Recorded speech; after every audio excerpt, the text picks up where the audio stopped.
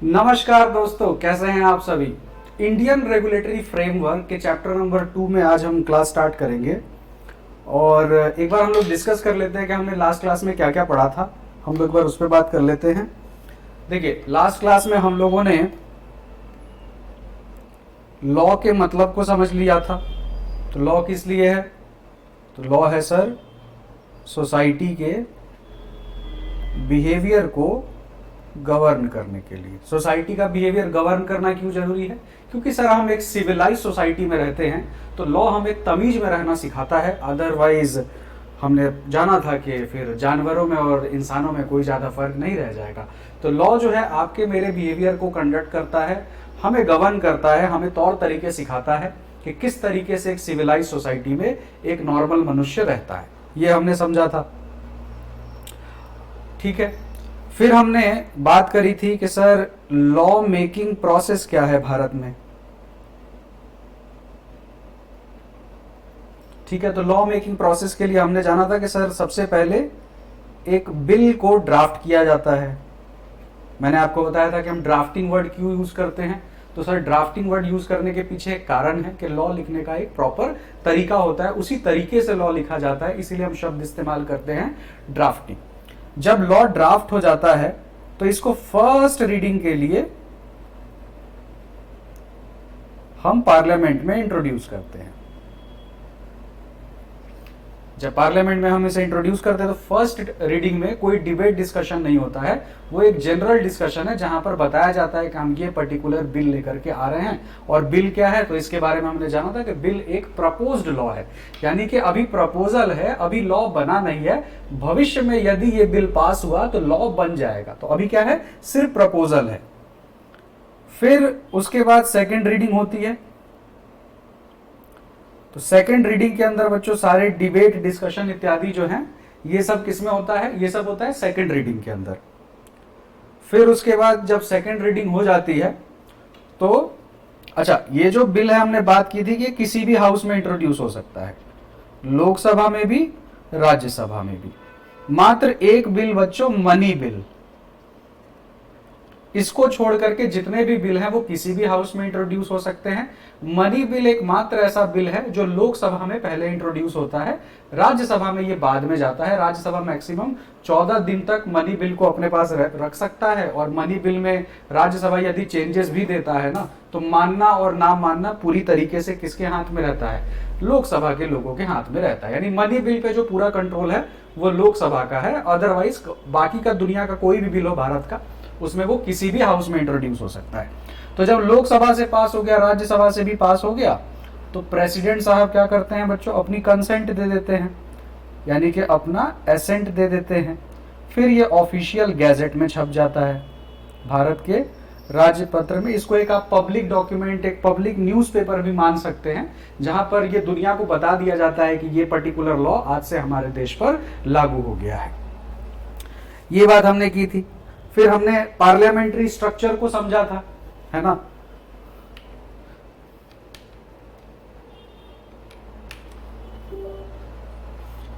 Parliamentary structure को समझा था बच्चों। तो हमने पार्लियामेंट के बारे में जाना था कि sir parliament consist of Lok Sabha, Rajya Sabha and president. Lok Sabha, Rajya Sabha और प्रेसिडेंट, ये तीन चीजें मिलकर के हमारे पार्लियामेंट को कॉन्स्टिट्यूट करती है।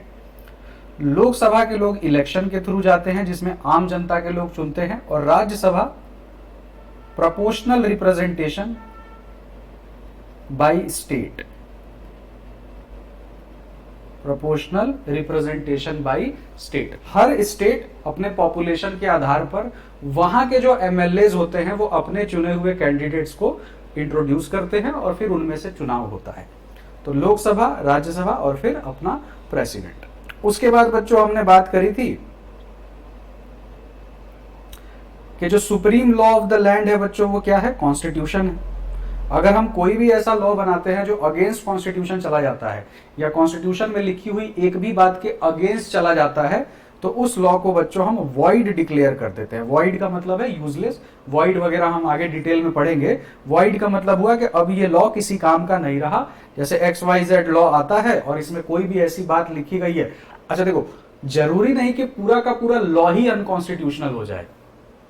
अगर पूरा लॉ ही अनकॉन्स्टिट्यूशनल है तो बड़े कम चांसेस हैं कि वैसा लॉ आएगा, क्योंकि भाई देखो पार्लियामेंट में बैठे लोग इतने भी मूर्ख तो है नहीं कि पूरा का पूरा लॉ ही अनकॉन्स्टिट्यूशनल लॉ रिप्रेजेंट कर देंगे। तो पूरा का पूरा लॉ कभी वॉइड नहीं होता, पूरा का पूरा लॉ कभी कॉन्स्टिट्यूशन के अगेंस्ट नहीं जाता है। हाँ, लॉ में कोई सेक्शंस हो सकते हैं, कुछ प्रोविजंस हो सकते हैं, वो अनकॉन्स्टिट्यूशनल हो सकते हैं, यानी अगेंस्ट कॉन्स्टिट्यूशन हो सकते हैं। तो बाकी सारा लॉ वैलिड रहता है, केवल उतने पार्ट को हटा दिया जाता है जितना पार्ट कॉन्स्टिट्यूशनल नहीं है। समझ आ रही है बात? पूरा लॉ नहीं हटाया जाता है भाई। 50 सेक्शन है, उसमें 4-5 सेक्शन ऐसे, 1-2 सेक्शन ऐसे जो अगेंस्ट द कॉन्स्टिट्यूशन है, तो केवल उतने पार्ट को हटा दिया जाता है, बाकी का पूरा लॉ वैलिड रहता है। समझ आ गई बात? तो कहने का मतलब यह है कि आप कुछ भी करेंगे तो आप कॉन्स्टिट्यूशन के दायरे में रह के करेंगे। आप कुछ भी ऐसा नहीं कर सकते हैं विच is against the spirit of the constitution, है ना? ठीक, अब यहां तक बात समझ में आ गई। अब देखिए, अब हम समझते हैं सेपरेशन ऑफ पावर, जो आज की क्लास है।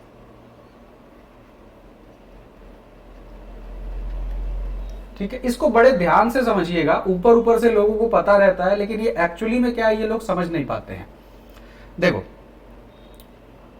कहते हैं इसे 3 organs of the state, 3 organs of the state. और स्टेट का मतलब क्या होता है वो मैं आपको लास्ट क्लास में बता चुका हूं कि स्टेट का मतलब राज्य नहीं है, स्टेट का मतलब है आर्टिकल 12 ऑफ द कॉन्स्टिट्यूशन। और समझने के लिए हम ऐसा दिमाग में लेकर के चलते हैं कि जहां पर स्टेट लिखा है तो उसका मतलब है गवर्नमेंट। देखो, सबसे पहले legislature, executive, and then we have judiciary.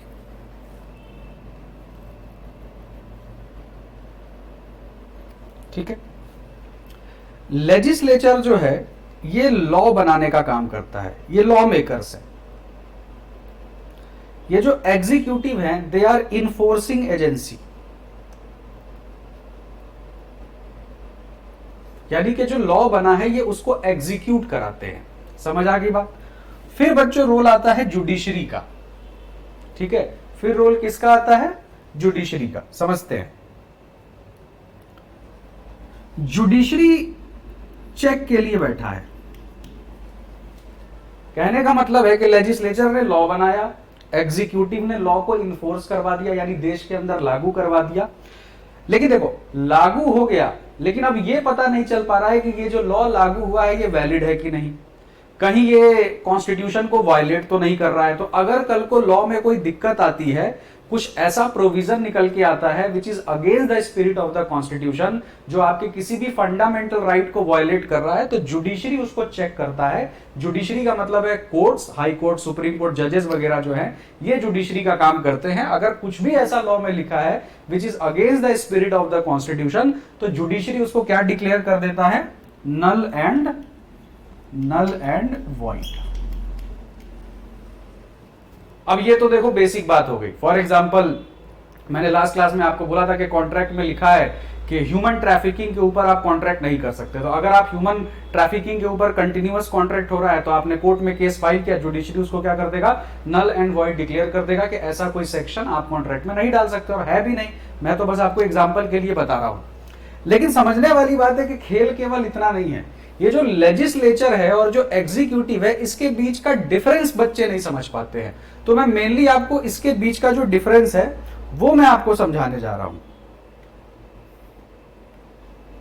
तो इसके बीच के डिफरेंस को बच्चों हम जरा समझते हैं।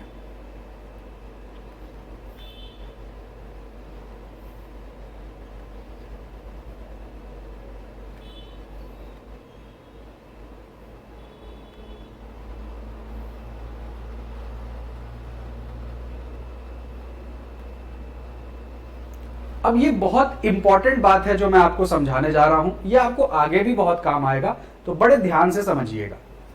देखिए,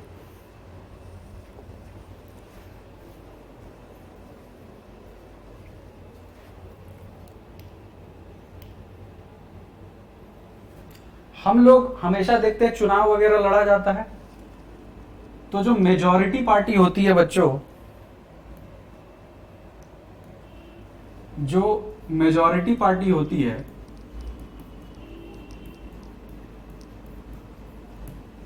वो इलेक्शन में जीत जाती है और अपना गवर्नमेंट फॉर्म करती है। ठीक है, देखो गवर्नमेंट फॉर्म कर लेने से हर एमपी गवर्नमेंट का, सेंट्रल गवर्नमेंट का हिस्सा नहीं होता। अब आप कहेंगे क्या ये क्या बात हुई? देखो इलेक्शन बच्चों किसका होता है? लोकसभा का।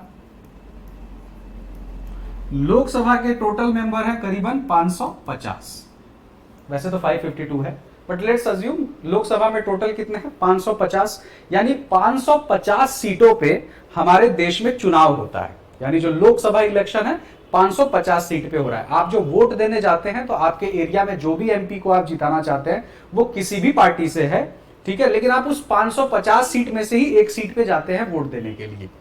अब 550 यानी कि अगर किसी पार्टी को 280 सीट आ जाए, है ना, 280 सीट आ जाए तो विनर हो गई वो पार्टी। तो जैसे बीजेपी को तो बच्चों 300 प्लस सीट है, तो बीजेपी अभी विनर है, यानी बीजेपी की गवर्नमेंट है। पर गवर्नमेंट और सेंट्रल गवर्नमेंट में फर्क है, समझिएगा बात को। देखिए अब ये जो 280 एमपी हैं ये मेंबर ऑफ पार्लियामेंट तो हैं, और ये जो एमपी हैं ये विनिंग पार्टी के ही हैं। अच्छा एक और बात समझने वाली है, जैसे मान लीजिए अब आपने 300 सीट जीती, ठीक है, तो आपकी पार्टी बन गई, यानी सरकार आपकी है। लेकिन अभी भी तो भाई 250 सीट तो और है ना जिन पे इलेक्शन हुआ है। तो ये जो 250 सीट हैं ये सारे लोग भी तो एमपी हैं। हाँ इनकी सरकार नहीं है पर एमपी तो ये भी है ना, they are MPs from other parties. हाँ इनकी गवर्नमेंट फॉर्म नहीं हुई पर ये इनके एमपी तो हैं, कुछ कांग्रेस के हैं, कुछ आम आदमी पार्टी के हैं, अलग अलग एमपीज हैं, तो ये लोग भी तो एमपी हैं। यानी पार्लियामेंट में देखो अब समझने वाली बात है, कभी भी लॉ को जो एग्जीक्यूट कराए, देखो अब लॉ जैसे बना, समझना ध्यान से, लॉ जैसे बना तो ये जो 250 लोग हैं ये तो 300 लोग वो हो गए जिनकी पार्टी है। अब लेकिन ये जो 250 लोग हैं इन्होंने भी तो लॉ को बनवाया है, क्योंकि पार्लियामेंट में बैठे हैं कि नहीं, तो लॉ मेकर्स तो ये भी हैं, but they are not law executors. Execute बच्चों हमेशा सेंट्रल गवर्नमेंट ही करेगी, समझिएगा, जिसकी सरकार है लॉ को वही एग्जीक्यूट करवाएगा। लॉ बनाने में एमपीज का हाथ है पर उसको एग्जीक्यूट कराने में सारे एमपी का हाथ नहीं होता है। अब जैसे मान लो एक लॉ हम लेकर के आते हैं पार्लियामेंट में, that is related to finance, finance tax, finance bill है बच्चों। अब इन्हीं एमपी में से, ये जो एमपी है इन्हीं में से मिनिस्टर चुने जाएंगे, ठीक है, इन्हीं में से कौन चुने जाएंगे? मिनिस्टर। तो इन्हीं एमपी में से, अब देखो मिनिस्टर बनने के लिए भी आपको किसी ना किसी मतलब जगह से सीट जी, जैसे नरेंद्र मोदी प्राइम मिनिस्टर है, लेकिन नरेंद्र मोदी प्राइम मिनिस्टर बनने से पहले एक एमपी हैं, तो उन्होंने वाराणसी से इलेक्शन जीता है, इस वजह से वो एमपी बने। अब ये जो 300 लोग हैं इसमें से एक नरेंद्र मोदी जी भी हैं, तो उनको उठा करके क्या बना दिया? Prime minister. क्यों? क्योंकि सभी लोगों की सहमति है कि नरेंद्र मोदी जी क्या बन जाए? प्राइम मिनिस्टर बन जाए। समझ आ गई बात? अब देखो फाइनेंस मिनिस्टर बच्चों, फाइनेंस मिनिस्टर कौन है? निर्मला सीतारमण जी हैं। तो निर्मला सीतारमण जी फाइनेंस मिनिस्टर हैं, तो जब लॉ बन गया तो ये जो टैक्स से रिलेटेड लॉ है इसको एग्जीक्यूट कराने का काम किसको दे दिया जाएगा? फाइनेंस मिनिस्टर को, यानी निर्मला जी को दे दिया जाएगा कि आप इस लॉ को अब एग्जीक्यूट कराइए। तो इसी तरह बच्चों क्या होता है, कोई फाइनेंस मिनिस्टर होगा, कोई होम मिनिस्टर होगा, कोई पेट्रोलियम मिनिस्टर होगा, कोई एग्रीकल्चर मिनिस्टर होगा, ऐसे करते करते भारत देश में मिनिस्ट्रीज होती हैं। तो सारी मिनिस्ट्रीज को मिलाकर के बच्चों काउंसिल ऑफ मिनिस्टर्स कहा जाता है, काउंसिल ऑफ मिनिस्टर्स। और इन सभी मिनिस्टर के ऊपर हेड कौन होता है? Prime minister. तो इसको बोलते हैं council of minister headed by prime minister. समझ आ रही है बात? तो ये जितने मिनिस्टर हैं प्लस प्राइम मिनिस्टर, इसे बच्चों सेंट्रल गवर्नमेंट कहते हैं। समझ आई बात? यानी जो एग्जीक्यूटिव है वो एक्चुअली में सेंट्रल गवर्नमेंट है। बात समझ में आई? बात समझ में आई? अच्छा, मैं इसको कंक्लूड करता हूं आपके लिए, ध्यान से समझिएगा, आराम से समझते हैं, घबराने की कोई बात नहीं है। देखो, पार्लियामेंट,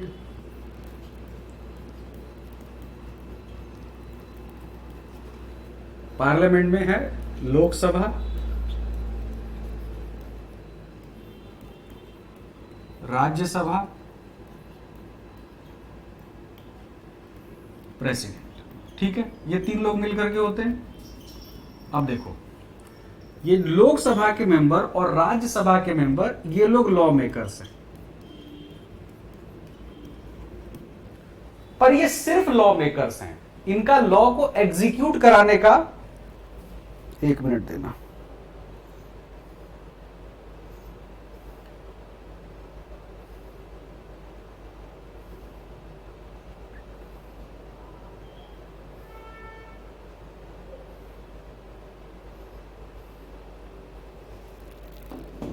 हाँ चलो। अब ये जो लॉ मेकर्स है, देखो लोकसभा का भी योगदान होता है लॉ बनाने में, राज्यसभा का भी योगदान होता है लॉ बनाने में, लेकिन ये दोनों लोग ना लॉ मेकर्स हैं, ये लॉ को एग्जीक्यूट नहीं कराते। अब लोकसभा में बच्चों 550 मेंबर हैं, राज्यसभा में 250 हैं, तो ये बताओ, ये हो गया 500, 200, 700, ये तो 800 हो गया। तो क्या हमारे देश में 800 मिनिस्ट्री है? हमारे यहां टोटल 53 मिनिस्ट्रीज हैं। वैसे तो 50 मिनिस्ट्री ही है, 3 और हैं, लेकिन उतना डीप में नहीं जाएंगे। टोटल बच्चों 53 मिनिस्ट्रीज है हमारे पास। अब ये जो 53 मिनिस्टर हमें बनाने हैं, अच्छा कई बार तो एक ही एमपी 2-3 मिनिस्ट्री भी संभालता है, लेकिन अगर हम एक बार को मान ले कि एक एमपी को एक मिनिस्ट्री दे दी, तो यानी कि हमारे को टोटल कितने एमपी चाहिए होंगे? 53। और एमपी हम लोकसभा से भी बना सकते हैं, राज्यसभा से भी बना सकते हैं। तो मान लो 30 हमने उठा लिए बच्चों लोकसभा से, तो बचे कितने? 23 हमने उठा लिए बच्चों राज्यसभा से। ये दोनों ने मिलकर के मिनिस्ट्रीज बनाई। अब इन 53 को हम बोलते हैं काउंसिल ऑफ मिनिस्टर। इनका काम होता है बच्चों लॉ को एग्जीक्यूट करवाना। अब समझ में आई बात? इनका काम होता है लॉ को एग्जीक्यूट करवाना, यानी लॉ को लागू करवाने का काम किनका होता है? इनका होता है। और काउंसिल ऑफ मिनिस्टर, इनका हेड कौन है? Prime minister. तो देखिएगा, council of minister plus prime minister is equal to central government. बोलो, अब बात समझ में आई? अब बात समझ में आ गई? हाँ, तो जो एग्जीक्यूटिव है दैट इज सेंट्रल गवर्नमेंट। अब ये जो एग्जीक्यूटिव है, डिफरेंट आईएएस ऑफिसर्स वगैरह इन लोगों का, इनके काम का यूज करते हैं और लॉ को जो है अप्लाई करवाते हैं। और अगर कल को इनके बनाए गए लॉ में कुछ भी अनकॉन्स्टिट्यूशनल निकलता है, तो फिर उसके बाद जुडिशरी जो है वो एंट्री लेती है और लॉ को नल एंड वॉइड डिक्लेयर करती है, अगर वो किसी भी तरह से कॉन्स्टिट्यूशन के अगेंस्ट जा रहा है तो। अब समझ में आया कि कैसे लॉ इन्फोर्स होता है? देखो, ये सब बेसिक चीजें हैं, तुम्हारा ना यही क्लियर नहीं रहता, फिर इंटर में जाते हो, लाइफ में आगे जाते हो, ऐसे लॉ के स्टूडेंट हो पर बेसिक्स ही खराब है तुम्हारे। चलो, अब जरा पढ़ के देखते हैं क्या क्या लिखा हुआ है। तो देखो, इन्फोर्स कराने का काम, सबसे पहले क्या लिखा? Role of government ministers. दूसरी बात क्या लिखी? The government work through different ministry. अब देखो समझ में आ रही ना कि मिनिस्ट्री से क्या कहना चाह रहा है? Each responsible for certain law. तो फाइनेंस मिनिस्टर फाइनेंस से रिलेटेड लॉ के लिए रिस्पॉन्सिबल है, होम मिनिस्ट्री अलग लॉ के लिए रिस्पॉन्सिबल है, एग्रीकल्चर मिनिस्ट्री अलग लॉ के लिए रिस्पॉन्सिबल है। कुछ मिनिस्ट्री के नाम दिए बच्चों, जैसे ministry of finance, ministry of corporate affairs, ministry of home affairs, ministry of law and justice. Each ministry look after specific area like finance, security, companies and legal matter. जैसे बच्चों ministry of corporate affairs, तो ministry of Corp, तो companies act में आपको inter में जाकर के detail में, कंपनीज एक्ट फाउंडेशन में भी है, पर डिटेल में आपको जो, जब आप फाउंडेशन में जाएंगे तो लगभग 60 नंबर का आपको कंपनीज एक्ट पढ़ना है, 10 नंबर का एलएलपी पढ़ना है। तो जो आप कंपनीज एक्ट पढ़ोगे बच्चों, तो कंपनीज एक्ट को बनाएगा कौन? पार्लियामेंट। और पार्लियामेंट का मतलब कौन है? Lok Sabha, Rajya Sabha and president. लेकिन ये सारे लोग मिलकर के कंपनीज एक्ट को एग्जीक्यूट नहीं करवाते हैं। तो कंपनीज एक्ट कहां से एग्जीक्यूट होता है? Ministry of corporate affair. इसीलिए इंटरप्रिटेशन ऑफ लॉ के अंदर जब आपको कोई भी सीए इंटर में जब लॉ पढ़ाएगा तो वो आपको एक चीज पढ़ाएगा कि जहां पर भी कंपनीज एक्ट में सीजी लिखा है, यानी कि सेंट्रल गवर्नमेंट लिखा है, इसका मतलब है मिनिस्ट्री ऑफ कॉर्पोरेट अफेयर्स। तो क्या सीजी लिखने का मतलब है पूरा का पूरा सेंट्रल गवर्नमेंट? तो पूरे के पूरे सेंट्रल गवर्नमेंट में तो 53 मिनिस्ट्री आ रही है, तो 53 की 53 53 मिनिस्ट्री थोड़ी कंपनीज एक्ट को लागू करवा रही है।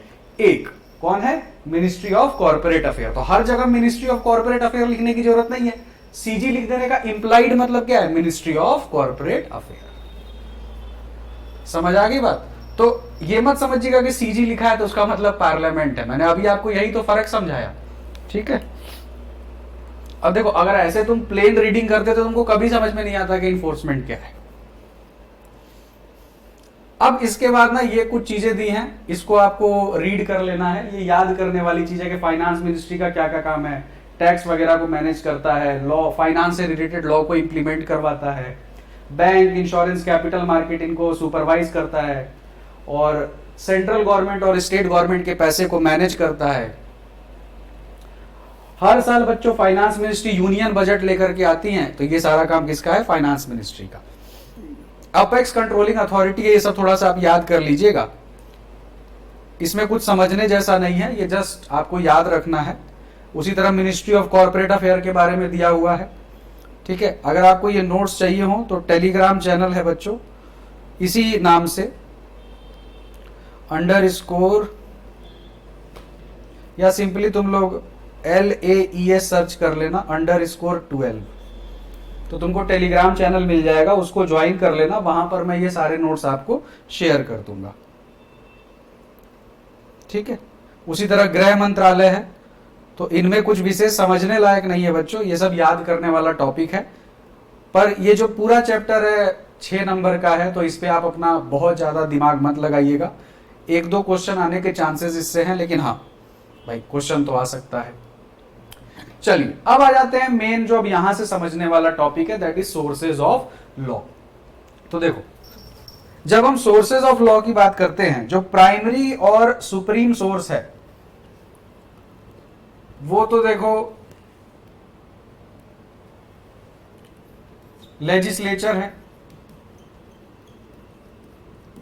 ना, और लेजिस्लेचर कहां से आता है? पार्लियामेंट, ठीक है। लेकिन क्या मात्र एक पार्लियामेंट ही है जो सोर्स ऑफ लॉ है?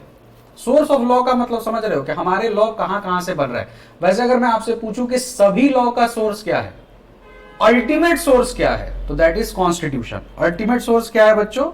That is constitution. तो देखिए, सबसे पहला जो अल्टीमेट सोर्स है वो क्या है? कॉन्स्टिट्यूशन। कोई भी लॉ बनता है तो कहां से बनता है? कॉन्स्टिट्यूशन से। आप लॉ में कुछ भी ऐसा नहीं लिख सकते हैं विच is against the spirit of the constitution. उसके बाद बच्चों स्टैट्यूट्स। स्टैट्यूट्स यानी कि जो पार्लियामेंट में जो लॉज बनते हैं, दैट इज बाय लेजिस्लेचर। अगर सेंट्रल गवर्नमेंट का लॉ है तो हम वर्ड इस्तेमाल करते हैं पार्लियामेंट। अगर वो स्टेट गवर्नमेंट का लॉ है तो हम इस्तेमाल करते हैं स्टेट लेजिस्लेचर। तो जो सेंट्रल लॉ होता है वो पूरे भारत के लिए कॉमन होता है, पर स्टेट का जो लॉ होता है वो उसी पर्टिकुलर स्टेट में अप्लाई होता है। जैसे अगर बिहार में शराब बंद है तो उसके लिए जो लॉ है वो केवल बिहार में अप्लाई होगा, बाकी तो हर जगह लोग पी रहे हैं, है ना। तो स्टैट्यूट का मतलब देखो, सबसे पहले तो प्राइमरी सोर्स हो गया कॉन्स्टिट्यूशन, जो सुप्रीम सोर्स है। मैंने पहले भी पढ़ाया कि कोई भी सोर्स कॉन्स्टिट्यूशन से ही अपनी वैल्यू को डिराइव करता है। लेकिन उसके बाद जो सबसे इंपॉर्टेंट सोर्स है दैट इज स्टैट्यूट। और स्टैट्यूट्स का मतलब जो पार्लियामेंट के द्वारा एक्ट पास किए जा रहे हैं वो। तो लॉ मेड बाय लेजिस्लेचर, तो यहां पर लेजिस्लेचर का मतलब या तो स्टेट लेजिस्लेचर होगा या फिर पार्लियामेंट, दोनों में से कोई भी हो सकता है, ठीक है। फिर उसके बाद देखिए जुडिशियल डिसीजंस, इसको समझिए। जुडिशियल डिसीजन को बच्चों प्रेसिडेंट्स कहा जाता है। जैसे भारत में जो सबसे बड़ा कोर्ट है वो है बच्चों, सबसे हाईएस्ट कोर्ट है वो कौन सा है? Supreme court. इसको एपेक्स कोर्ट कहते हैं। एपेक्स का मतलब होता है बच्चों single and top most. Single and top most. एक ही सुप्रीम कोर्ट है, दिल्ली के अंदर है, पर पूरे भारत का देखो, हाई कोर्ट तो हर स्टेट का अलग अलग होता है, पर सुप्रीम कोर्ट पूरे भारत का एक ही है, ठीक है। अब सुप्रीम कोर्ट अगर कोई फैसला सुनाता है, ठीक है, अगर कोई जुडिशियल डिसीजन देता है, तो वो अगर भविष्य में जैसे मान लो मैरिज से रिलेटेड जुडिशरी एक फैसला देता है कि किसी भी हाल में मेंटेनेंस देना पड़ेगा, हस्बैंड कमाता हो या ना कमाता हो मेंटेनेंस देना पड़ेगा, और ऐसा है भी, ठीक है। वाइफ अगर हस्बैंड से ज्यादा कमाती है तो भी हस्बैंड को ही वाइफ को मेंटेनेंस देना पड़ेगा, ऐसा कोर्ट ने डिसाइड कर दिया, और ऐसा है भी, ऐसा बच्चों सुप्रीम कोर्ट ने डिसाइड कर दिया। अब अगर भविष्य में, अच्छा डिसाइड किसने किया है? Supreme court. अगर भविष्य में कोई भी मैट्रिमोनियल मैटर आता है सेम फैक्ट के ऊपर, सिमिलर केस के ऊपर, तो ये डिसीजन अप्लाई हो जाएगा। यानी जो डिसीजन सुप्रीम कोर्ट सुना देता है वो decision law of the land बन जाता है, binding on all courts throughout the territory of India हो जाता है। अगर आप उसे नहीं मानेंगे तो that is contempt of court, सजा हो जाएगी।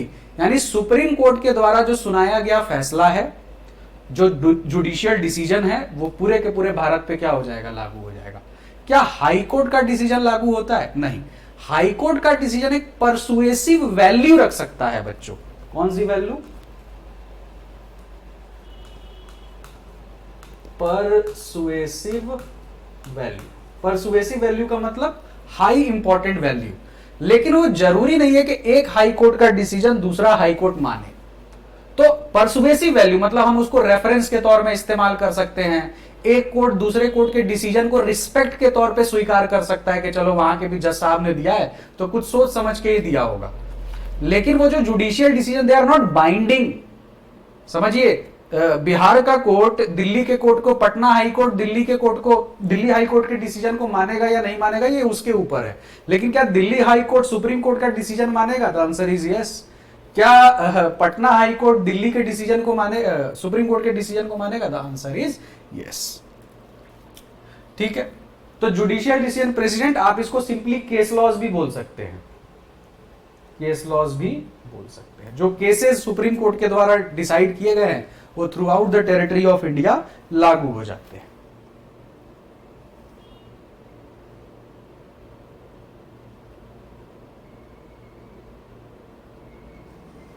ठीक है, अब आओ बच्चों कस्टम एंड यूसेज। देखो, कस्टम का मतलब होता है कोई ऐसी चीज जो टाइम इमेमोरियल, इतने लंबे समय से चलते आ रही है कि अब वो लॉ का फोर्स ले चुकी है। कहने का मतलब, अच्छा कस्टम के भी इसी तरह नहीं मान लिया जाता, उसमें कंटिन्यूटी, एंटीक्विटी, बहुत सारी चीजें होती है, पर आपको कस्टम उतना डिटेल में नहीं पढ़ना है। कस्टम आप बस इतना समझ लीजिए कि अगर कोई प्रथा किसी समाज में बहुत लंबे समय से चली आती है तो वो लॉ का फोर्स ले लेती है। जैसे मैं आपको एक एग्जांपल देता हूं बच्चों, साउथ इंडिया में एक कस्टम है कि मामा कैन मैरी भांजी। जी, साउथ इंडिया में बच्चों ये कस्टम है कि मामा जो हैं वो अपनी सगी भांजी से शादी कर सकते हैं। भांजी समझते हो ना, डॉटर ऑफ सिस्टर। ये वहां पे अलाउड है, पर क्या ये नॉर्थ इंडिया में अलाउड है? क्या नॉर्थ इंडिया में आपने कभी सुना है कि मामा कैन मैरी भांजी, भांजी कैन मैरी मामा? The answer is no. अगर आप नॉर्थ इंडिया में ये काम करते हैं तो ये marriage prohibited degree of relationship में आ जाएगा, आपको जेल हो सकती है। लेकिन अगर साउथ में कोई मैरिज कर रहा है तो अलाउड। क्यों? क्योंकि सर ये वहां के कस्टम का हिस्सा है, वहां ये परंपरा है, ये चली आ रही है। समझ आई बात? तो अब देखो, लॉ को कोई प्रॉब्लम नहीं है, अगर समाज को कोई प्रॉब्लम नहीं है तो लॉ को भी कोई प्रॉब्लम नहीं है। वहां पर ये लंबे समय से चला आ रहा है तो ये वहां पर ये लॉ जो है लागू नहीं होगा, तो वहां पर अलाउड है, दैट इज कस्टम। ठीक है, तो कॉन्स्टिट्यूशन हो गया सोर्स, स्टैट्यूट जो प्राइमरी वो जुडिशियल डिसीजन हो गया, एंड कस्टम। ये चार जो है बच्चों सोर्सेज ऑफ लॉ है। ठीक है, अब कुछ थ्योरी पढ़ लेते हैं। Sources of law mean where a law comes from. In India, laws are not made from one place only; they come from different sources. Constitution most important, statute बता दिया, जुडिशियल डिसीजन, कस्टम, यूसेज। अब आइए constitution, the constitution of India is the highest source of law, it is the base of all law. जितने भी laws बने हैं बच्चों उनका आधार क्या है, कॉन्स्टिट्यूशन है। No law can go against it, मैं अभी चीख चीख के आपको कई बार पढ़ा दिया कि आप कुछ भी ऐसा नहीं बना सकते हैं विच इज अगेंस्ट द कॉन्स्टिट्यूशन। बनाएंगे भी तो उसको जुडिशरी बाद में नल एंड वॉइड डिक्लेयर कर देगा। All law start from the constitution, कोई भी लॉ आप बनाने जाएंगे तो उसका जो पहला सोर्स है वो कॉन्स्टिट्यूशन है, तो पहले उसको कॉन्स्टिट्यूशनल चेक से गुजरना पड़ेगा। लॉ मेकर सबसे पहले इसी बात का ध्यान रखेगा कि इसमें मैं कुछ ऐसा ना लिख दूं जो कॉन्स्टिट्यूशन के अगेंस्ट चला जाए, क्योंकि बाद में फिर प्रॉब्लम आएगी। तो पहले तो कॉन्स्टिट्यूशनल चेक से हमें जाना पड़ता है।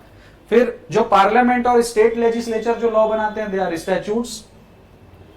Parliament make laws for the whole country, तो मैंने आपको बताया जो पार्लियामेंट लॉ बनाता है वो सेंट्रल लॉ है, वो पूरे के पूरे भारत पे अप्लाई होता है। पर जो लॉ स्टेट लेजिस्लेचर बनाता है वो केवल उस पर्टिकुलर स्टेट में अप्लाई होता है। State make law only for their own state.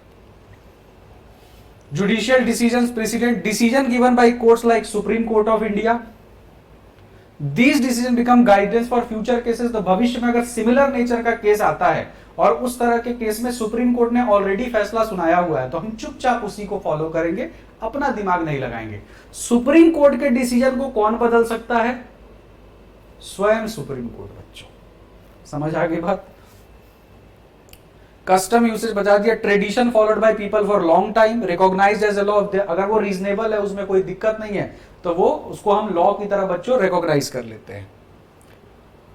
अब आइए कुछ हिस्टोरिकल बैकग्राउंड।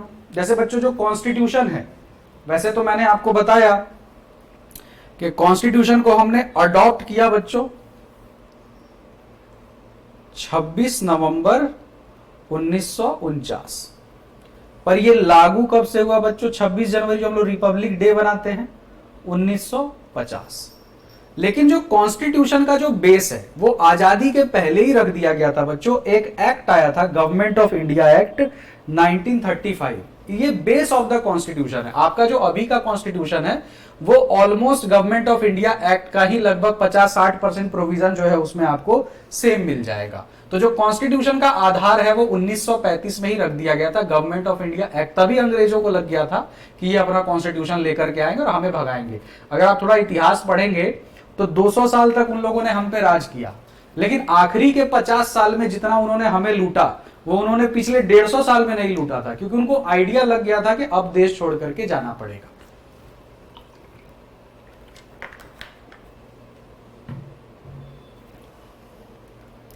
फिर आइए फेडरल सिस्टम, सेंटर स्टेट का सिस्टम आ गया था बच्चों। It also created federal court which letter become supreme court. तो याद रखिएगा ये क्वेश्चन आ सकता है कि सुप्रीम कोर्ट का बच्चों पहले नाम क्या था। सुप्रीम कोर्ट का पहले नाम था फेडरल कोर्ट, और ये फेडरल कोर्ट का कॉन्सेप्ट कहां पे दिया गया था, गवर्नमेंट ऑफ इंडिया एक्ट 1935 में। और यही फेडरल कोर्ट बाद में जाकर के क्या बना, supreme Court of India. Division of power आपको पढ़ा ही दिया, ठीक है, लेकिन यहां पर थोड़ा डिवीजन ऑफ पावर में हम कुछ और चीजें डिटेल में पढ़ेंगे। देखो जब हम डिवीजन ऑफ पावर की बात करते हैं तो division of power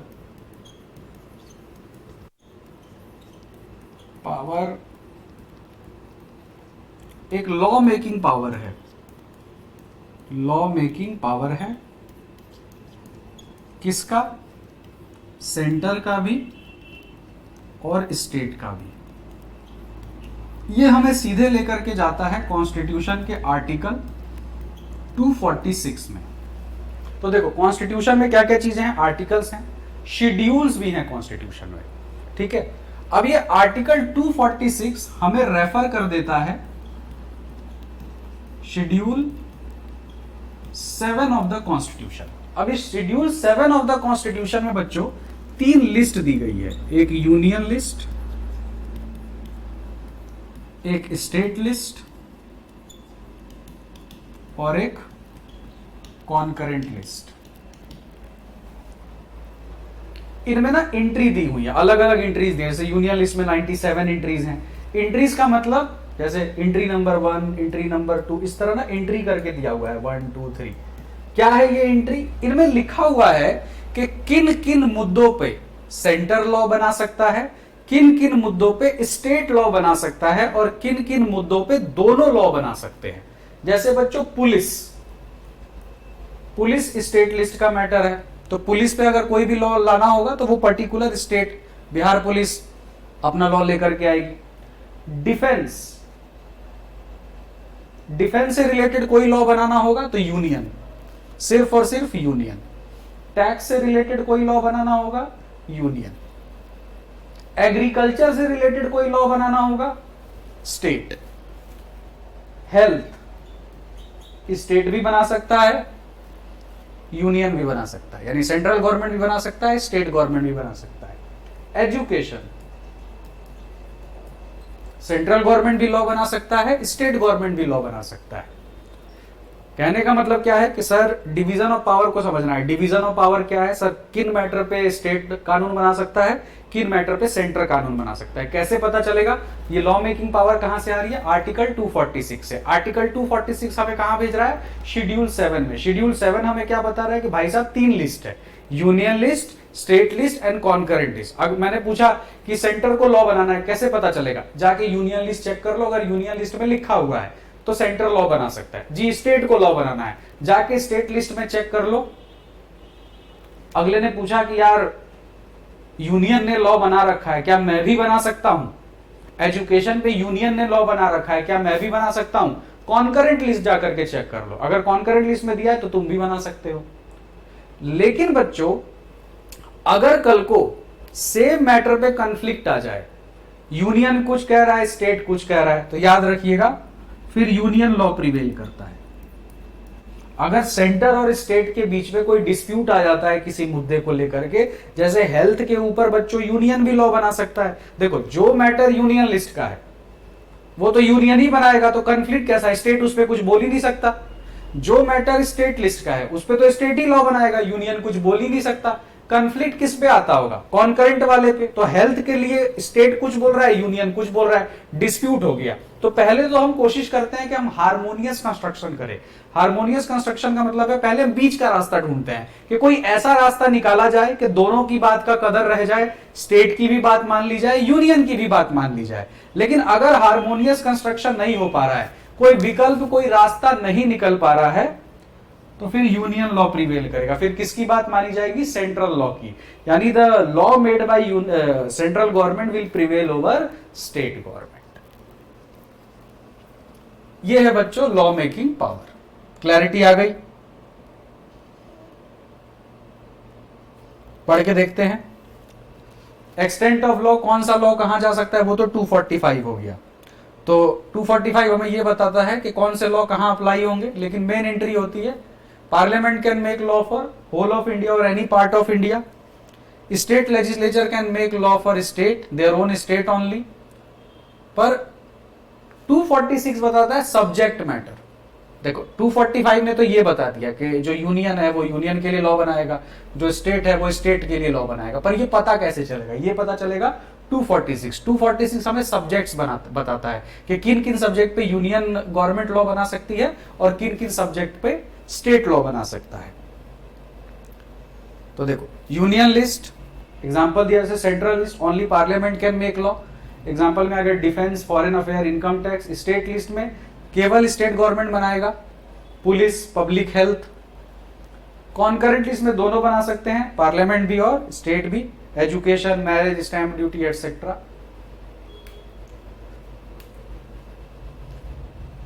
if there is conflict, अगर कॉन्फ्लिक्ट आ जाता है बच्चों तो सेंट्रल लॉ विंस। सारा कुछ आपको पढ़ा दिया, ठीक है। अब देखिए इंडियन लीगल सिस्टम की बात करें तो criminal law, civil law, common law and principle of natural justice, ये 4 तरीके के लॉ होते हैं। हालांकि ऐसा नहीं है, और भी चीजें हैं, पर स्टडी मटेरियल में जो दिया है बच्चों में वो आपको पढ़ाऊंगा। देखो लॉ समाज में किस लिए है? क्योंकि सर समाज में डिस्प्यूट है, झगड़े हैं।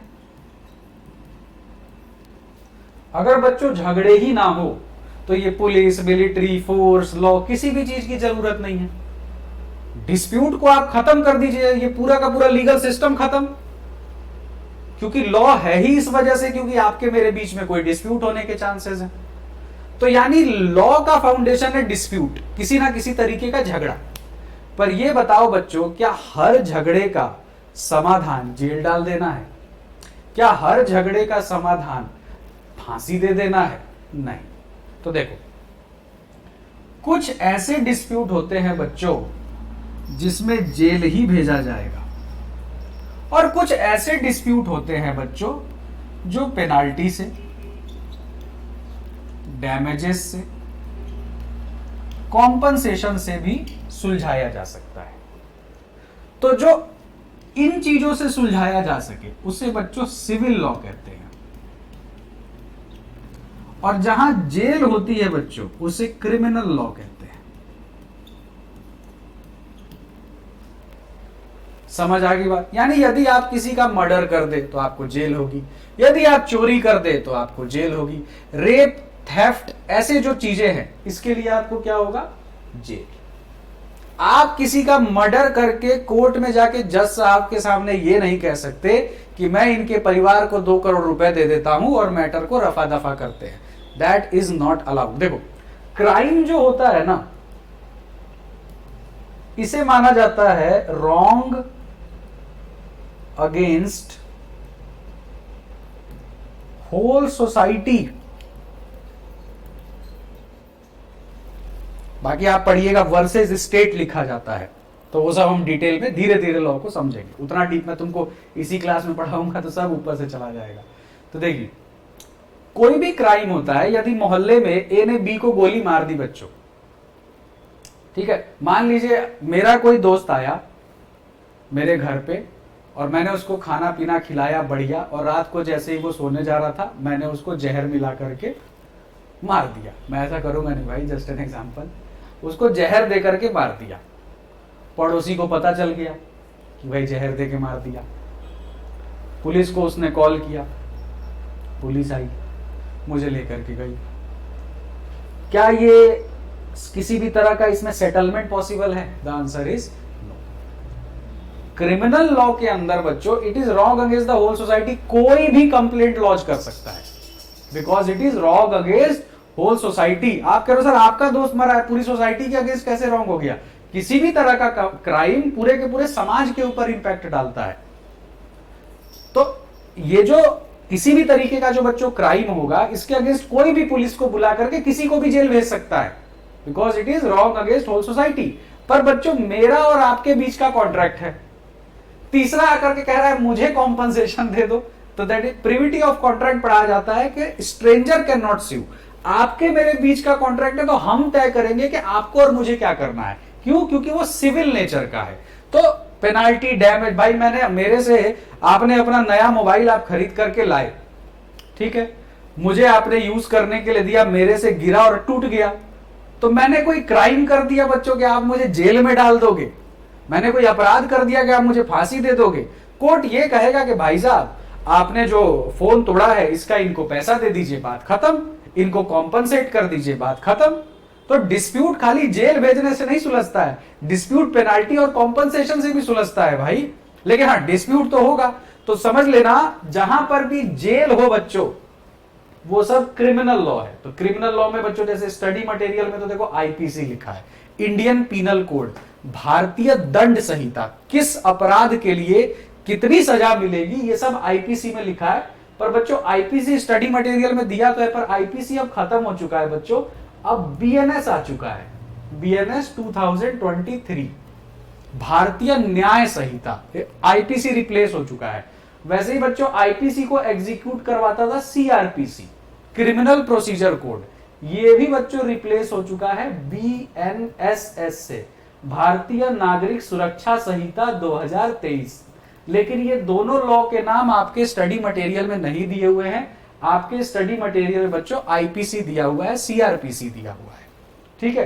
फिर हम सिविल लॉ के लिए बच्चों सीपीसी, सिविल प्रोसीजर कोड, जैसे आप कॉन्ट्रैक्ट एक्ट पढ़ोगे, आपके मेरे बीच में झगड़ा हुआ, कॉन्ट्रैक्ट कहता है कॉम्पनसेशन देना पड़ेगा, पर कॉम्पनसेशन मिलेगा कैसे, उसका रास्ता कैसे पता चलेगा, कोर्ट में किस तरीके से सुनवाई होगी, किस तरह से हियरिंग होगी, ये सारी चीजें कहां लिखी है बच्चों? CPC, civil procedure code.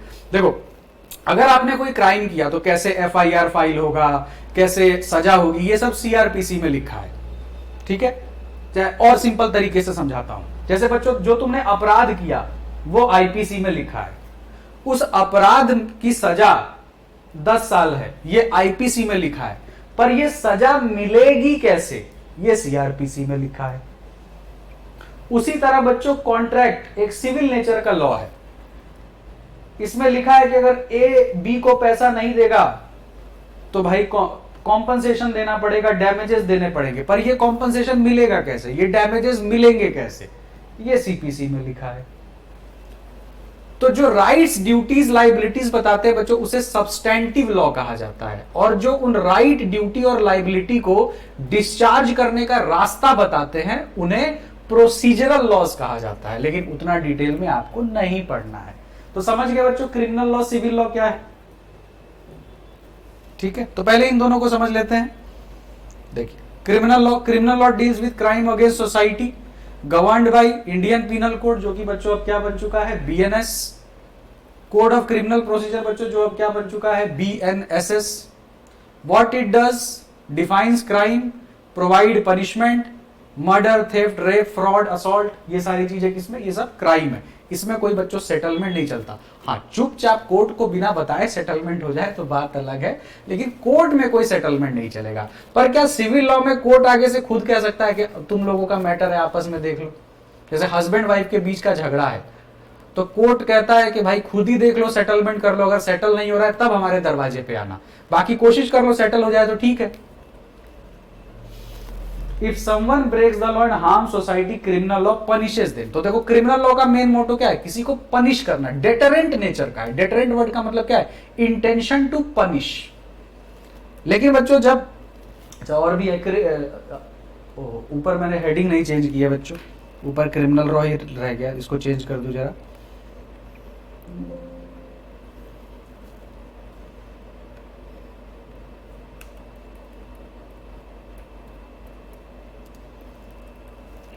Civil law,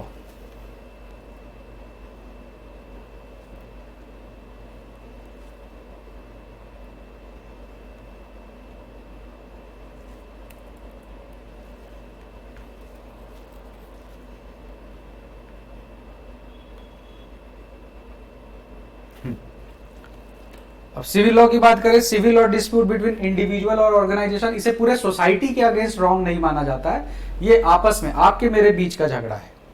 governed bye बच्चों कोड ऑफ सिविल प्रोसीजर 1908 क्या करता है, डिस्प्यूट को सॉल्व करता है, गिव्स कॉम्पनसेशन, पनिशमेंट नहीं देता है, कॉम्पनसेशन के जेल वेल इसमें नहीं जाना पड़ेगा आपको।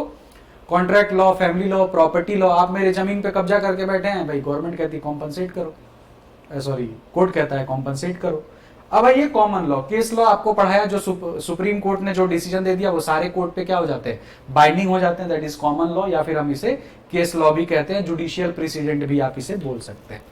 Common law means law made by जजेस through decisions based on judgement of courts like Supreme Court of India. और कहां पर बच्चों ये लिखा है कि सुप्रीम कोर्ट के द्वारा जो दिया गया डिसीजन है ये सभी कोर्ट्स पे बाइंडिंग होगा, आर्टिकल 141 पे बच्चों लिखा हुआ है। कहां लिखा हुआ है, आर्टिकल 141। आर्टिकल 141 में देखो साफ साफ लिखा है, says supreme court decision are binding on all courts throughout the territory of India. ठीक है, इसी को केस लॉ कहते हैं। जैसे कि स्टेयर डिसीज, स्टेयर डिसीज का मतलब होता है फॉलो प्रीवियस डिसीजन, जो पहले डिसीजन दिया गया चुपचाप उसी को फॉलो कर दीजिए, नया दिमाग लगाने की जरूरत नहीं है। ठीक है, court follow earlier similar cases to decide new ones. Principle of natural justice में आ जाइए। Natural justice means basic fairness in law.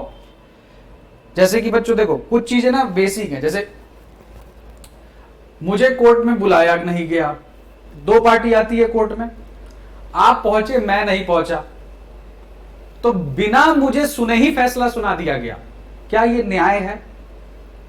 मेरे घर किसी की डेथ हो गई, मैं नहीं आ पाया, मुझे प्रॉपर नोटिस सर्व नहीं हुआ, मुझे पता ही नहीं चला, मैं नहीं आ पाया, रास्ते में मेरा एक्सीडेंट हो गया, मैं नहीं आ पाया, रास्ते में जाम था, मैं नहीं पहुंच पाया, तो क्या कोर्ट, वैसे तो देखो एक्स पार्टे हियरिंग भी हो जाती है, अगर बार बार बुलाने पे भी आप नहीं आते हैं तो कोर्ट एक्स पार्टे हियरिंग कर देती है। एक्स पार्टी मतलब सिर्फ एक ही आदमी की बात सुनो, लेकिन नॉर्मली ऐसा नहीं होता है। प्रिंसिपल ऑफ नेचुरल जस्टिस कहता है कि कोई भी व्यक्ति बिना उसको सुने जब तक दोनों पार्टी के पक्ष को ना सुन लिया जाए तब तक कोर्ट कोई फैसला ना सुनाए। समझ आ रही है बात? तो कोर्ट कहता है प्रिंसिपल ऑफ नेचुरल जस्टिस के अंदर कि भाई कोई भी अनहर्ड ना रह जाए। एक तो ये हो गया भाई दोनों पार्टी को सुनो, केवल एक पार्टी को सुन के फैसला मत सुनाओ। एक तो ये नेचुरल जस्टिस का प्रिंसिपल होता है। दूसरा होता है बच्चों, आप किसी भी व्यक्ति को ये नहीं कह सकते कि तू बता तूने मर्डर किया, वो कह रहा हाँ मैंने मर्डर किया, क्या ये एक्सेप्टेबल है? नहीं, उसके लिए भी सबूत देखा जाता है। आप कह रहे नहीं, अगला तो खुद देखो, मान लो तुमने हत्या की लेकिन और तुमने कोर्ट में जाके कह भी दिया कि मैंने हत्या की, तो क्या कोई छानबीन नहीं होगी? तब भी छानबीन होगी कि भाई पता करो इसने सच में हत्या की है कि नहीं। बिना सबूत के बात नहीं बनती। क्या पता आप किसी को बचाने के लिए ऐसा कह रहे हैं। तो कोई भी व्यक्ति अपने ही केस में विटनेस नहीं हो सकता है, उसको आप कंपेल नहीं कर सकते कि तू ही बोल दे कि तूने मर्डर किया और बात खत्म हो जाए। तो एक होता है बच्चों नेमो जुडेक्स इन क्वासस हुआ, नो वन शुड बी जज इन देयर ओन केस।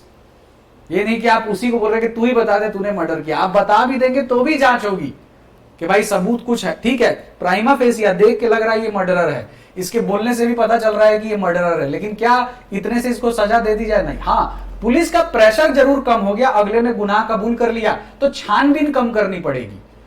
अब पुलिस कई बार ऐसा भी करेगी, कुछ रास्ता निकाल करके इसी को जेल में डालो, टेंशन खत्म करो, लेकिन जांच होगी। आप स्वयं नहीं बोल सकते कि आप हत्यारे हैं, आप बोल भी देंगे तो भी जांच होगी। और ऑडी अल्ट्रम पार्टम कहता है बच्चों दोनों पार्टी को सुनो, hear both side before deciding.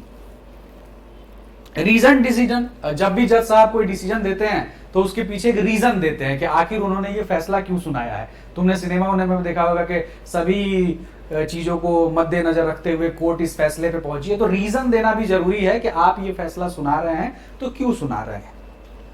Thus, everyone should get a fair chance and unbiased decisions. अब आ जाइए last topic, structure of Indian judicial system बच्चों। तो जुडिशरी में जो सबसे टॉप कोर्ट होता है वो होता है सुप्रीम कोर्ट, ठीक है। Main function of judiciary law को इंटरप्रेट करता है, डिस्प्यूट को रिजॉल्व करता है, फेयरनेस लाता है समाज में। हायरार्की ऑफ कोर्ट क्या है बच्चों? जो टॉप मोस्ट कोर्ट है वो है सुप्रीम कोर्ट, टॉप लेवल पे बैठा हुआ है। सुप्रीम कोर्ट के नीचे कौन सा कोर्ट आता है बच्चों? High court. हाई कोर्ट के नीचे कौन सा कोर्ट आता है? District court. और डिस्ट्रिक्ट कोर्ट के नीचे मेट्रोपॉलिटन कोर्ट्स है, जो कि मेट्रोपॉलिटन सिटीज में है, जो बड़ी बड़ी सिटी जैसे दिल्ली में मिल जाएगा तुमको मेट्रोपॉलिटन कोर्ट। ये हर जगह नहीं होता, पर मेनली हायरार्की क्या है? Supreme court, high court, district court, ठीक है। डिस्ट्रिक्ट कोर्ट का जो अपील है वो हाई कोर्ट में जाता है, हाई कोर्ट का अपील जो है वो सुप्रीम कोर्ट में जाता है। सुप्रीम अपील देखो हमेशा अपने से ऊपर के कोर्ट में होती है। सेम कोर्ट में रिव्यू और रिवीजन होता है। क्या सुप्रीम कोर्ट में अपील डाल सकते हैं? नहीं, क्योंकि सुप्रीम कोर्ट से ऊपर तो कोई कोर्ट ही नहीं है। तो सुप्रीम कोर्ट में आप रिव्यू और रिवीजन के लिए अप्लाई कर सकते हैं, पर अपील के लिए नहीं कर सकते। पर हाई कोर्ट में आप अपील करके सुप्रीम कोर्ट जा सकते हैं, डिस्ट्रिक्ट कोर्ट में अपील करके आप हाई कोर्ट जा सकते हैं। तो highest appellate court, highest court of appeal Bharat में कौन है? Supreme court. तो देखिए supreme court is the apex body of the judiciary. कब स्टैब्लिश हुआ? 26 जनवरी 1950, लेकिन हम देखा फेडरल कोर्ट नाम था ना गवर्नमेंट ऑफ इंडिया एक्ट में। चीफ जस्टिस जो है is the highest authority appointed under article 126। जो भारत देश में जो सबसे बड़े जज साहब होते हैं बच्चों, वो आर्टिकल 126 के तहत अपॉइंट होते हैं, उन्हें चीफ जस्टिस ऑफ इंडिया कहा जाता है। बाकी सारे जजेस इनके नीचे आएंगे। तो principal bench of supreme court consist member including chief justice of India. तो देखो चीफ जस्टिस तो मेन जज हो गए, उसके साथ साथ 34 including chief justice of India, यानी कि 33 सुप्रीम कोर्ट जजेस हैं। देखो सुप्रीम कोर्ट के जो जज हैं वो सब चीफ जस्टिस नहीं है। जैसे टोटल 34 जज हैं, 34 में से 33 सुप्रीम कोर्ट के जज हैं, एक इसी में सीजे आई है चीफ जस्टिस ऑफ इंडिया। तो यानी सुप्रीम कोर्ट की जो टोटल कैपेसिटी है वो कितनी है? 34। 33 जो सुप्रीम कोर्ट के अदर जजेस हैं और एक उसमें से चीफ जस्टिस है।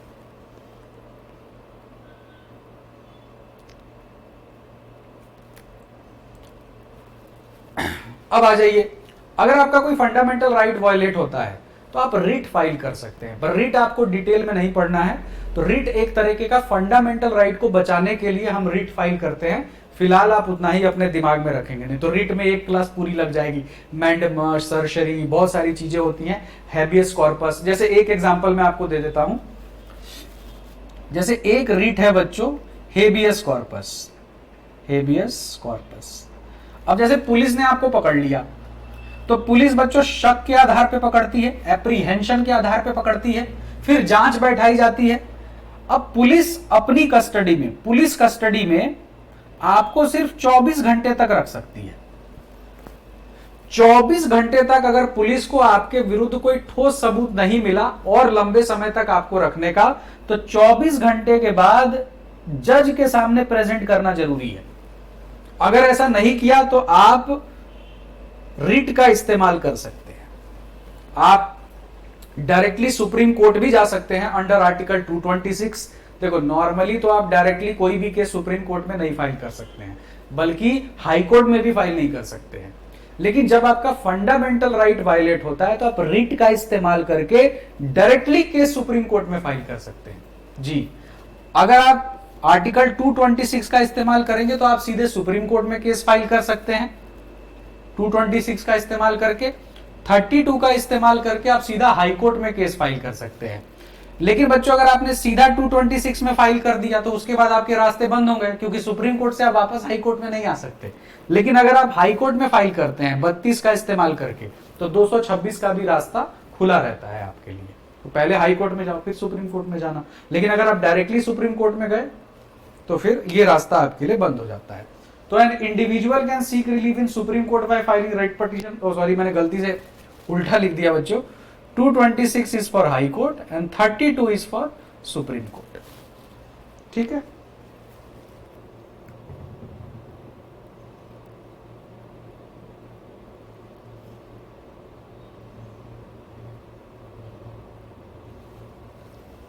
ठीक है बच्चों, चलिए आगे बढ़ते हैं। हाई कोर्ट आ गया। High court appeal reaches union territory high court. Article किस आर्टिकल से है बच्चों? 214 of the Indian state that there must be a high court in each state. कौन सा आर्टिकल बताता है कि हर स्टेट का एक हाई कोर्ट होना चाहिए? आर्टिकल 214। हाई कोर्ट जो है एपेलेंट, ओरिजिनल और सुपरवाइजरी तीनों ज्यूरिसडिक्शन होता है। तो देखो एपेलेंट ज्यूरिसडिक्शन का मतलब क्या है? आप हाई कोर्ट में अपील भी फाइल कर सकते हैं, ठीक है, अपील भी फाइल कर सकते हैं। ओरिजिनल ज्यूरिसडिक्शन यानी कुछ मुद्दे ऐसे भी हो सकते हैं जो आप डायरेक्टली हाई कोर्ट में भी लेके जा सकते हैं, दैट इज ओरिजिनल ज्यूरिसडिक्शन। फिर हाई कोर्ट अपने से नीचे के कोर्ट को समझा सकता है, बुझा सकता है, सुपरवाइज कर सकता है। तो इसके पास तीनों ज्यूरिसडिक्शन होता है, एपेलेट भी, ओरिजिनल भी और सुपरवाइजरी भी। ये तीनों तरह के मुद्दे पे बात कर सकता है। Article 227 of India constitution limits high court supervisory power in India. There are 25 high courts. अभी भारत में टोटल कितने हाई कोर्ट है? 25 हाई कोर्ट है, 1 for each state union territory and 1 for each state and union territory. देखिए उसके बाद article 226 आ गया। An individual can seek remedy violation of fundamental right in high court by filing under article 226। तो 32 का इस्तेमाल करके आप सुप्रीम कोर्ट जाएंगे, 226 का इस्तेमाल करके आप हाई कोर्ट जाएंगे। The oldest high court in the country is, सबसे पुराना हाई कोर्ट बच्चों कौन सा है? Calcutta high court. तो याद रखिए क्वेश्चन आ सकता है। कब स्टैब्लिश हुआ था? 2 जुलाई 1862। 2 जुलाई 1862। ठीक है, यहां तक जनता साथ। Oldest high court Calcutta high court, establish 2 जुलाई 1862। फिर डिस्ट्रिक्ट कोर्ट आ जाइए। Below the high court district courts होते हैं। The court of district judge deal with civil matter, that is contractual dispute, claim for damages. The court of session deal with criminal matter. देखो क्या होता है, session court जो होता है ना, सेम कोर्ट होता है, जज बदल जाते हैं। तो अगर क्रिमिनल मैटर वाले जज साहब आते हैं ना, तो सेम कोर्ट को अब सेशन कोर्ट कहा जाता है। फिर वहीं पे जज साहब जो दूसरे सिविल जज आते हैं तो डिस्ट्रिक्ट कोर्ट कहलाता है। अंडर पिक्यूनरी ज्यूरिसडिक्शन सिविल जज can try suits not more than ₹2 crore. देखो पिक्यूनरी ज्यूरिसडिक्शन का मतलब होता है बच्चों मॉनिटरी ज्यूरिसडिक्शन। ज्यूरिसडिक्शन का मतलब समझ रहे हो? Power of court. ज्यूरिसडिक्शन का मतलब होता है पावर ऑफ कोर्ट, एक कोर्ट की कितनी पावर है। और पिक्यूनरी ज्यूरिसडिक्शन का मतलब होता है बच्चों मॉनिटरी ज्यूरिसडिक्शन। तो सिविल जज के पास अधिकार है कि वो मैक्सिमम कितने रुपए तक का क्लेम सेटल करवा सकता है? 2 करोड़ रुपए तक का। 2 करोड़ से ऊपर होगा तो फिर बात ऊपर जाएगी। समझ आई बात?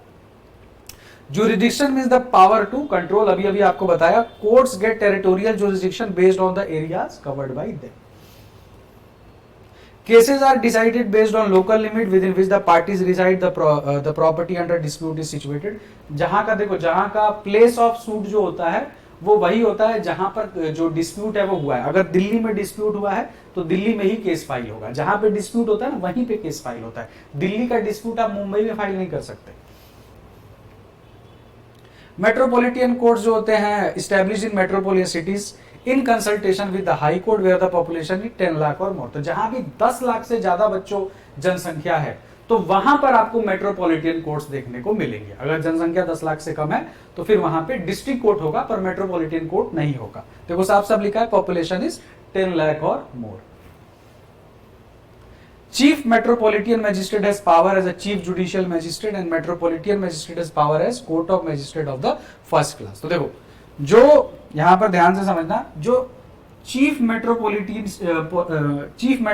मैजिस्ट्रेट होगा यानी कि जो जज साहब है उनके लिए नाम यूज किया जाता है चीफ मेट्रोपॉलिटन मैजिस्ट्रेट। उनके पास जो पावर होती है वो एक सिविल जज की तरह होती है। ठीक है, समझ आई बात। और जो मेट्रोपॉलिटन मैजिस्ट्रेट होते हैं उनके पास जो पावर होती है वो होती है magistrate of the first class. अलग अलग पावर्स दी गई है, उसके आधार पे बनाया गया है। ये बच्चों पूरा का पूरा सुप्रीम कोर्ट के नीचे high court, then district court and then metropolitan court. ये था बच्चों पूरा का पूरा चैप्टर जो हमने काफी डिटेल में पढ़ लिया बच्चों, that is Indian regulatory framework. आप अपने कोई भी सुझाव इत्यादि देना चाहते हैं तो कमेंट बॉक्स में आप दे सकते हैं। आप सभी बच्चों के कीमती समय के लिए बहुत बहुत धन्यवाद। नेक्स्ट सेशन में बच्चों हम कॉन्ट्रैक्ट एक्ट स्टार्ट करेंगे। Thank you so much, bye bye.